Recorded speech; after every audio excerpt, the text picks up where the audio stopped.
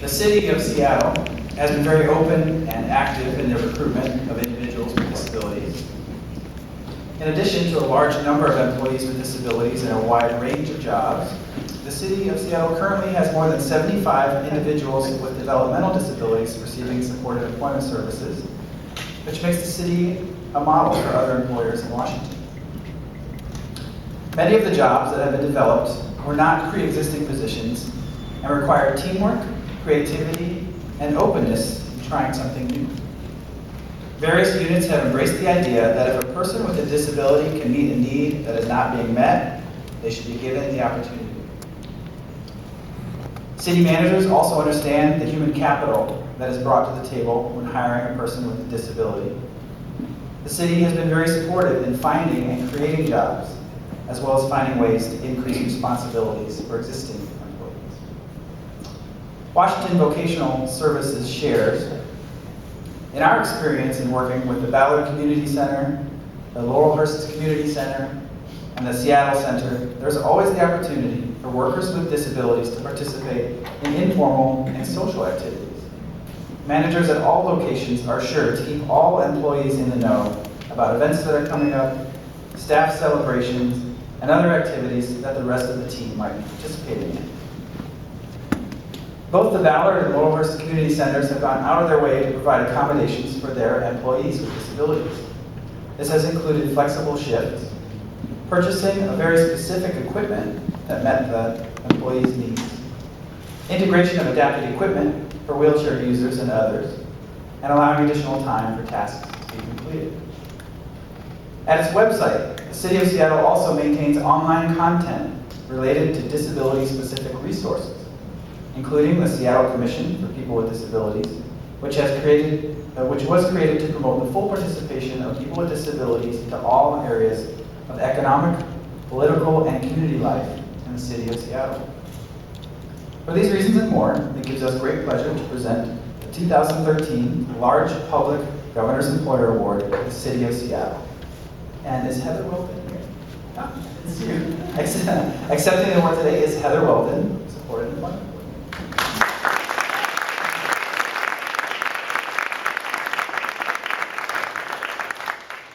Thank you so much. I'm happy to report that we now have 80 supported employees since that award nomination was turned in.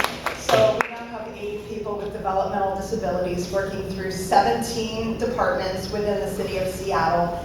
And as I think about it, although I am here representing hundreds of people who make supported employment possible, if we had the space, we would have 80 supported employees gathering around, sitting here, and then if you can picture behind those 80 supported employees, there would be 80 or more supportive supervisors and managers who've said yes to supported employment, and then fanning out even farther behind those supportive managers would be 1 or 2 or 3 or more supportive co-workers for every supported employee.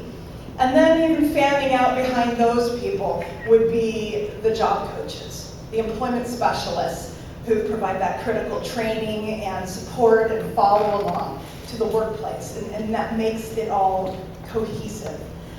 So as you can imagine, me standing here with hundreds of people fanning out behind me, that's the picture of what supported employment is at the City of Seattle. So it clearly takes more than one person.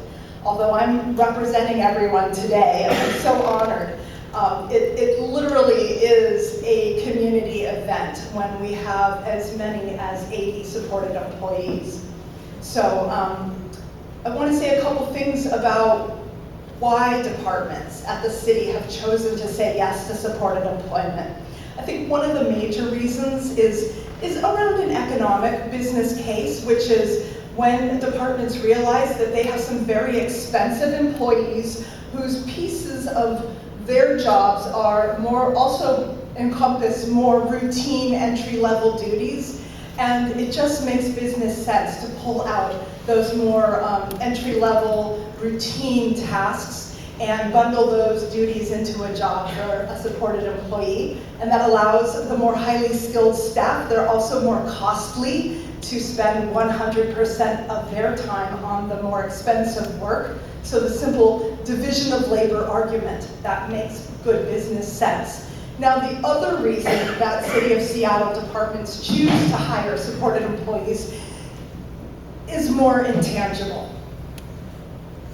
This is the other reason, and it is not as easily put into words and language as the business case, the cost effectiveness case, the economic sense of it. That other reason is what is more intangible, and that is really the heart and soul of supported employment. And so I'm always struggling to find the language to describe that intangible reason why some workplaces step up and others don't.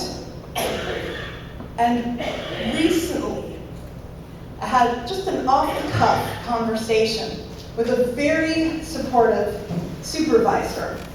And I believe that these few words that she said 2 weeks ago completely encompass and encapsulate the essence of supported employment. And what I'm about to tell you was actually a very intimate statement, and it was a very casual conversation. And the supervisor who said these words that I'm about to share with you is here in the room today, and her name is Tommy Jo, and she's sitting back there, and she is the supervisor of a supported employee named Katie at one of our community centers through the City of Seattle Parks and Rec system.